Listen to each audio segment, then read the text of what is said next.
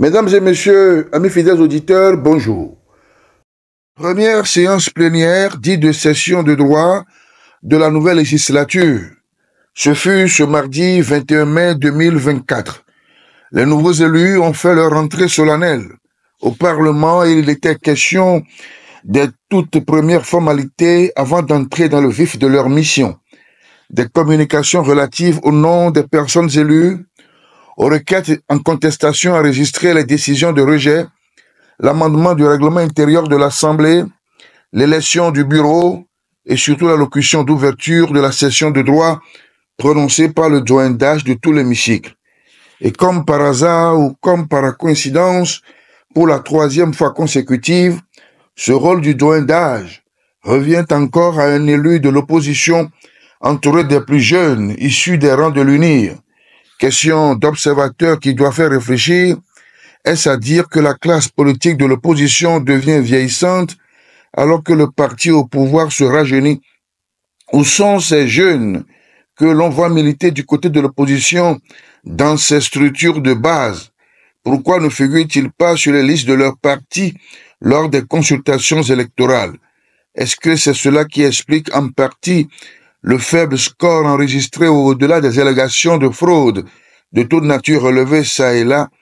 Il faut y penser, au lieu de se déchirer de nouveau sur l'opportunité de siéger ou pas à l'Assemblée, puisque des cinq figures de l'opposition élues, deux ont brillé par leur absence et la polémique enfle encore. À mon humble avis, quand on reçoit un mandat, il faut l'assumer. C'est du respect, de la considération à ceux qui vous ont fait confiance. Sans jeter du tort et du discrédit sur les grands leaders de l'opposition qui ont entamé au risque de leur vie la lutte pour l'avènement de la démocratie dans notre pays, il y a lieu de souligner que beaucoup de jeunes en âge de voter aujourd'hui ne sont pas témoins de cette période euphorique de l'histoire de notre pays où naissait le multipartisme.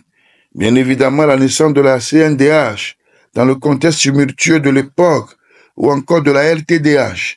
En ces périodes de troubles sociopolitiques, la fameuse grève générale illimitée qui a paralysé tous les secteurs d'activité du pays pendant près d'un an, ces débrayage des coûts socio-professionnels, ces soulèvements d'étudiants ayant conduit aux événements du 5 octobre jusqu'à la tenue de la conférence nationale, tout cela n'est qu'un lointain souvenir dans la mémoire collective, rentré désormais dans l'historicité de la marche du temps, ainsi que ces hommes et femmes qui avaient réussi à mobiliser des foules immenses, jetant l'espoir d'un renouveau sur la terre de nos aïeux. Ils ont fait leur preuve devant l'adversité du régime. Beaucoup sont morts sans avoir vu l'aboutissement de leur lutte. Ceux qui sont encore présents sur la scène manquent d'énergie nécessaire pour relancer la mobilisation ou ont purement et simplement abandonné la lutte ou encore se sont rangés du côté du pouvoir. Et alors, quand on y pense et on réfléchit sur la situation, on s'interroge sur la question du révèlement de la classe politique de l'opposition, de la promotion des jeunes. Comment cela se peut-il quand la part du gain l'emporte sur les convictions politiques? La jeunesse est-elle encore intéressée par la chose politique? Est-ce que tout n'est pas fait pour l'en dissuader? Cette jeunesse a-t-elle les moyens nécessaires pour s'engager véritablement en politique? L'histoire de création des partis politiques est une affaire de gros sous. Et quand on jette un regard sur la jeunesse des formations politiques, on se rend compte que c'est avant tout une affaire personnelle. C'est bien quelqu'un qui met la main à la poche pour créer sa chose à lui. Le siège du parti lui appartient. Toutes les activités sont financées par le leader, d'où la gestion patrimoniale qui en est faite. Directement, jeune leader, en attendant d'en savoir plus sur tout le mystère qui entoure son bref séjour dans l'arène politique, a montré que les jeunes ne sont pas prêts à supporter les échecs et les affres de la politique togolaise par rapport aux anciens qui résistent et qui savent si bien encaisser tous les coups. Au-delà, il faut tourner la page de ce double scrutin et penser à autre chose. Dans l'un de ses slogans de campagne, j'ai bien entendu cette formule, je cite, « Quand on est uni, on est fort, et quand on est fort, on gagne, et quand on gagne, on gouverne. » Fin de citation. Unir à gagner, elle n'a qu'à bien gouverner.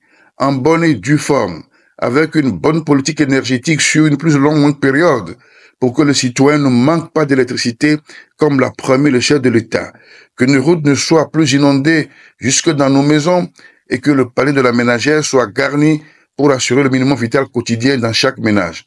En fait, c'est de cela qu'il s'agit. Une justice sociale, une égale répartition des biens et richesses du pays, et alors on peut expérimenter tous les systèmes politiques au monde, ça importe peu. De même, permettez que je dise un mot à l'endroit de nos filles, sœurs, épouses et mères. Elles sont des femmes par qui Dieu a bien voulu parachever le mystère de la création. Ce sont elles qui ont reçu le don divin de la procréation. C'est la fête des mères en ce dimanche. Que chacun ait une pensée pieuse pour celle qu'il a mise au monde. Et vous, qui avez encore les vôtres encore vivantes, vite, courez et soufflez dans le creux de leurs oreilles cette belle poésie d'enfance. Maman chérie, je t'aime et je t'aimerai toujours. Bonne fête à nos mamans, qu'elles soient génitrices ou pas.